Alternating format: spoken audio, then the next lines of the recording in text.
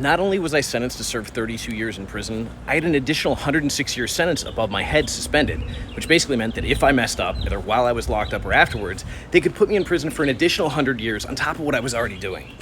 So obviously I was a threat to society and they had to lock me away. And I was so much of a threat that while I was locked up, I wasn't even able to go to a level 1 prison or a work center. But what they were saying was, the day before I went home, I was too dangerous to be in a work center, too dangerous to be in a level 1, but that the following day, without any transition or support whatsoever, I could go out into the world, which basically guarantees that someone lives an institutional life, they're institutionalized, then they get out with no structure whatsoever, which seems to make them a lot more likely to come back.